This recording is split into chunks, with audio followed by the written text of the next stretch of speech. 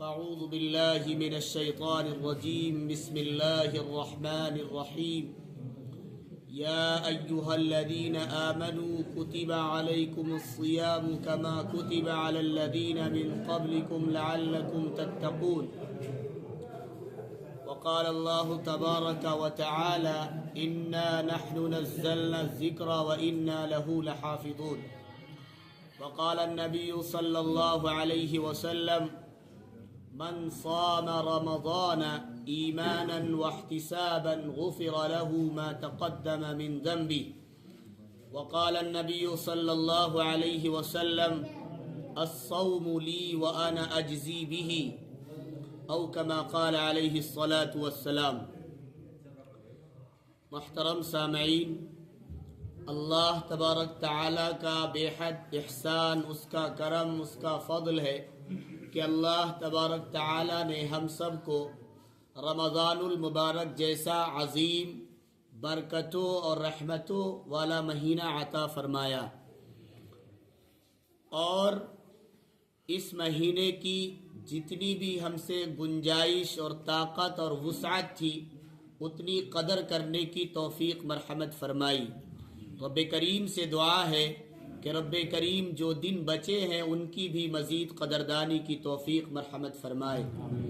یہ مہینہ رمضان المبارک کا چل رہا ہے۔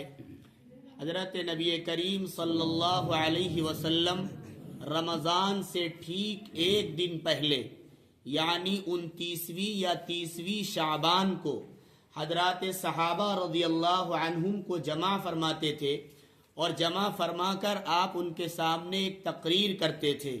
عام طور پر حدیث کی کتابوں میں حضرت سلمان رضی اللہ عنہ کی روایت موجود ہے کہ اللہ کے نبی صلی اللہ علیہ وسلم نے شعبان کے آخری دن صحابہ کو جمع فرما کر یہ کہا کہ اے لوگو، تمہارے سامنے ایک مہینہ چھانے والا ہے، سایہ فگن ہونے والا ہے، جس مہینے کے دن میں اللہ نے تمہارے اوپر روزے فرض کیے اور جس کی راتوں میں نماز یعنی تراویح اور قیام قرآن کریم سننا اور سنانا تمہارے اوپر سنت قرار دیا ہے۔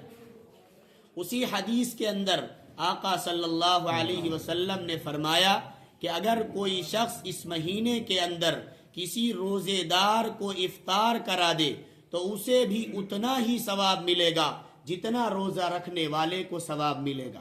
اسی طریقے سے آپ نے یہ بھی، کسی نے سوال کیا کہ اللہ کے رسول، سب کے اندر اتنی گنجائش کہاں ہے کہ وہ کسی کو پیٹ بھر کر کھانا کھلائے، پیٹ بھر کر کچھ پلائے؟ آقا صلی اللہ علیہ وسلم نے فرمایا کہ ضروری نہیں کسی کو پیٹ بھر کر ہی کھانا کھلایا جائے تبھی اس کو یہ ثواب ملے، بلکہ ایک گھونٹ پانی پلا دیا جائے، ایک گھونٹ لسی کا پلا دیا جائے، ایک گھونٹ شربت کا پلا دیا جائے، یا ایک گھونٹ دودھ کا پلا دیا جائے، یا کوئی ایک کھجور کا ٹکڑا ہی کھلا دیا جائے، اللہ رب العزت والجلال اس کو اس ٹکڑے اور اس گھونٹ پر بھی وہ ثواب مرحمت فرما دیتے ہیں۔ آقا صلی اللہ علیہ وسلم نے اسی حدیث کے اندر یہ بھی ارشاد فرمایا کہ یہ مہینہ ایسا ہے جس میں فرائض کا ثواب بڑھا کر 70 فرضوں کے برابر کر دیا جاتا ہے۔ فرائض کہتے کسے ہیں؟ فرائض یوں تو اگر دلیل کی روشنی میں پوچھے تو وہ جو دلیل قطعی سے ثابت ہو اسے فرض کہتے ہیں، جس کے ثبوت میں ذرہ برابر کسی طرح کی کوئی شک کی گنجائش نہ ہو اسے فرض کہا جاتا ہے۔ لیکن عام طور پر عوامی زبان میں یہ کہا جائے گا کہ اگر وقت پر اس عبادت کو ادا نہ کیا جائے تو پوری زندگی اس کی قضا کی جائے پھر بھی اس کی بھرپائی نہیں ہو سکتی، اس کو فرض کہا جاتا ہے۔ آقا صلی اللہ علیہ وسلم نے فرمایا کہ اگر کوئی شخص ایک فرض ادا کرے گا تو اس کو ثواب ایسا ملے گا جیسے اس نے 70 فرض ادا کیے۔ اسی طریقے سے آپ نے فرمایا کہ اگر کوئی اس مہینے میں نوافل اور سنتوں کا اہتمام کرے گا تو اس کا ثواب اتنا ملے گا جیسے اس نے عام دنوں کے اندر فرائض کو ادا کیا۔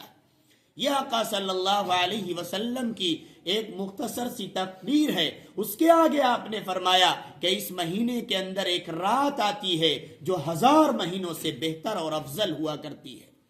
گویا یہ آقا صلی اللہ علیہ وسلم نے اجمالی طور پر ہمیں بتایا. اب ہمارے اور آپ کے لیے سبق کیا ہے، ہمیں اور آپ کو اس مہینے کے اندر کرنا کیا ہے. یہ کام رسول اللہ صلی اللہ علیہ وسلم کی احادیث سے، ان کی سیرت سے، صحابہ کی زندگی سے، ہمارے اولیاء اللہ اور بزرگان دین کے طریقوں سے یہ بات چلی آ رہی ہے کہ چند کام ہمیں اس مہینے میں کرنے. وہ کام کیا ہے؟ سب سے پہلا کام یہ ہے کہ آپ کو اس مہینے کے اندر روزہ رکھنا ہے. روزہ ہر مسلمان بالغ مرد و عورت پر فرض ہے. اگر اسے کوئی ایسا عذر نہیں جسے شریعت نے عذر مانا ہو تو اس کے اوپر روزہ فرض ہوا کرتا ہے. بیمار ہے کوئی، اتنا بیمار ہے کہ روزہ رکھنے کی طاقت نہیں، شریعت اسے معذور سمجھتی ہے اور اس کے لیے روزہ نہ رکھنے کی اجازت ملتی ہے.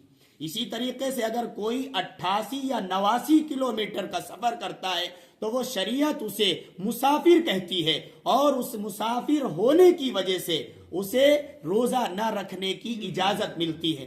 لیکن اگر پھر بھی ہم حضرات صحابہ رضی اللہ عنہم کی سیرت کو کھنگالیں، ان کے پوری زندگی کو دیکھیں تو حضرات صحابہ کوشش یہ کرتے تھے کہ رمضان کا مہینہ اتنا مبارک اور اتنا برکتوں اور رحمتوں والا ہے کہ اگر ہم نے اس مہینے میں روزہ جیسی اہم عبادت نہ کی، پوری زندگی ہم اس کی قضا کرتے رہیں پھر بھی اس کی بھرپائی نہیں ہو سکتی. وہ سفر کی حالت میں بھی ہر ممکن کوشش کرتے تھے کہ وہ روزہ رکھیں.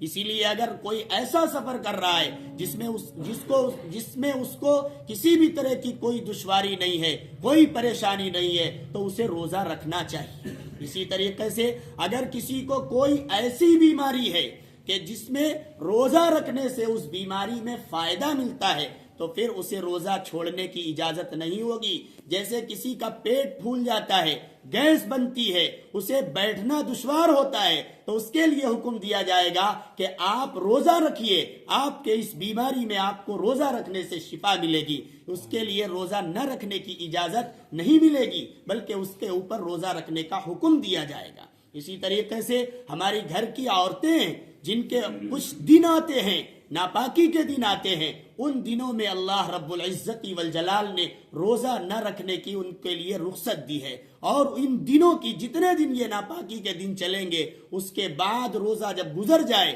ان کی قضا کی جائے گی. یہ روزے کا حکم ہے. اس روزے کی فضیلت میں آقا صلی اللہ علیہ وسلم نے فرمایا، حدیث قدسی ہے، الصوم لی وانا اجزی بہ، کہ روزہ میرے لیے ہے اور روزے کا بدلہ میں ہی دوں گا. یہ اللہ رب العزت والجلال نے کہا ہے. یہ کیوں کہا ہے؟ بات یہ ہے کہ عبادات تو بہت ساری ہمیں اور آپ کو کرنے کو ملی ہیں. ہم نماز پڑھتے ہیں، ہم زکوٰۃ دیتے ہیں، ہم ایک دوسرے کی مدد کرتے ہیں، ہم حج بھی کرتے ہیں. لیکن ایک روزہ ایسی عبادت ہے جس میں کسی کو کوئی پتہ نہیں چلتا. باقی عبادت کے اندر ریاکاری ہو سکتی ہے، دکھلاوا ہو سکتا ہے، ایک دوسرے کے لیے راضی اور خوش کرنے کے لیے عبادات کی جاتی ہیں. مسجد میں ہم گئے نماز پڑھنے کے لیے اور ہم نے دیکھا کہ ایک صاحب بیٹھے ہوئے ہیں اور ہمارے دل کے اندر یہ خیال آ گیا کہ چلو آج انہوں نے دیکھ تو لیا کہ ہم بھی نمازی ہیں، فوراً اس کے اندر ریاکاری کا شبہ ہو گیا. حج کرنے کے لیے گئے، اتنا روپیہ پیسہ خرچ کر کے گئے، وہاں دل میں یہ تمنا آ گئی کہ چلو میرے گاؤں کے بھی کچھ لوگ آئے ہیں، اب یہ جا کر کے وہاں بتا دیں گے کہ دیکھو یہ صاحب حاجی بھی ہیں. ریاکاری آ گئی. لیکن ایک روزہ ایسی عبادت ہے جس میں اللہ اور بندے کے درمیان صرف کنٹیکٹ ہوتا ہے، کسی دوسرے کو پتہ بھی نہیں چلتا کہ آپ روزے سے ہیں بھی یا نہیں. اسی لیے اللہ تبارک تعالیٰ نے فرمایا، الصوم لی، روزہ تو صرف میرے لیے ہے، وانا اجزی بہ، اور میں ہی اس روزے کا بدلہ دوں گا.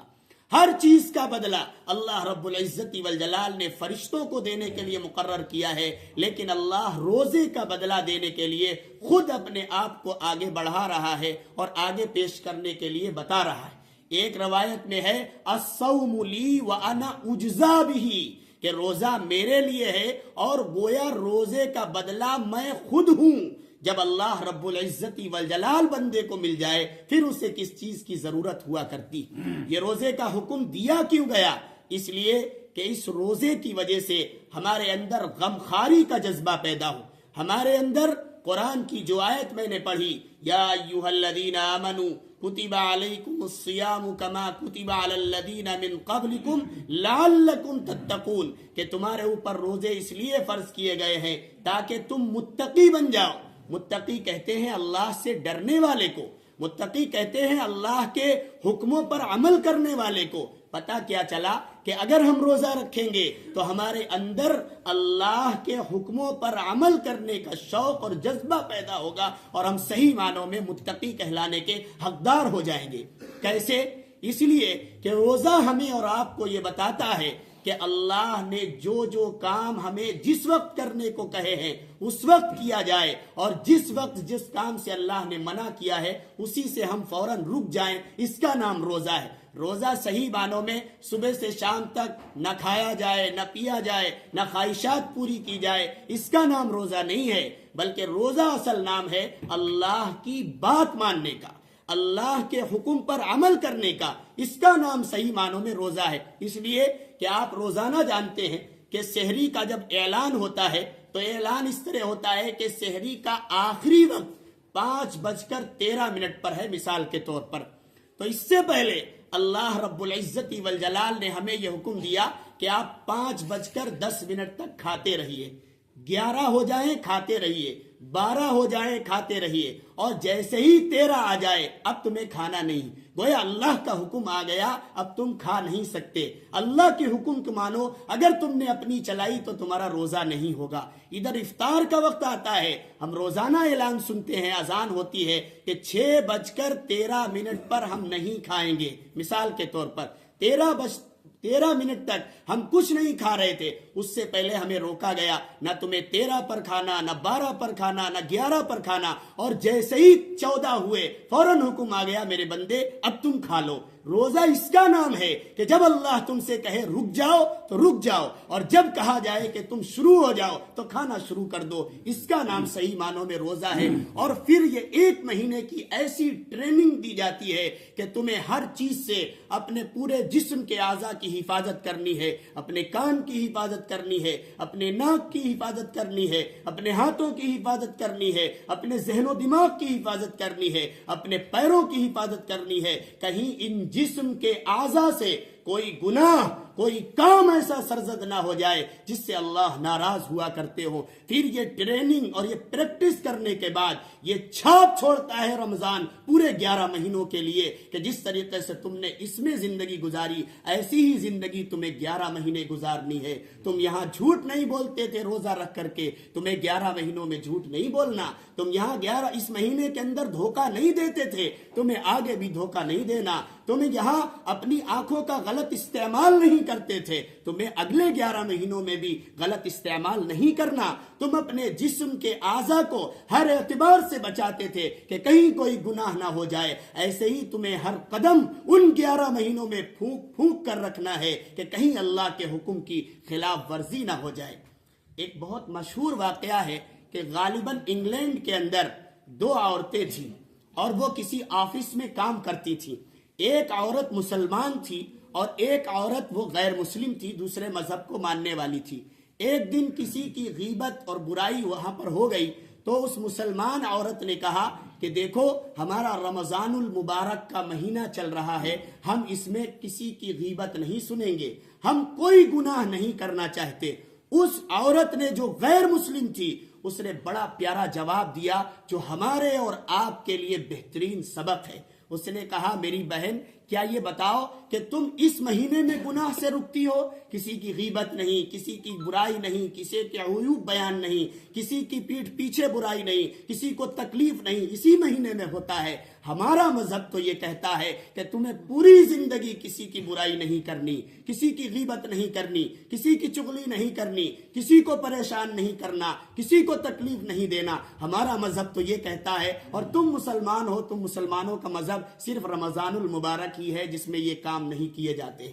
یہ ہمارے لیے سبق ہے. نہیں، ایک غیر مسلم جو بات کہہ رہا ہے وہ ہمارے اسلام کی بات ہے کہ صرف یہ رمضان بچنے کے لیے نہیں بلکہ پوری زندگی اور پورا سال بچنے کے لیے ہے کہ ہمیں اپنے آپ کو ہر اعتبار سے بچانا ہے. اس کا صحیح معنوں میں روزہ ہے. حضرات صحابہ سے، نبی کریم صلی اللہ علیہ وسلم سے اور اولیاء اللہ سے یہ بات ثابت ہے کہ اس مہینے کے اندر روزے رکھے جائیں، بلا عذر کوئی روزہ چھوڑا نہ جائے.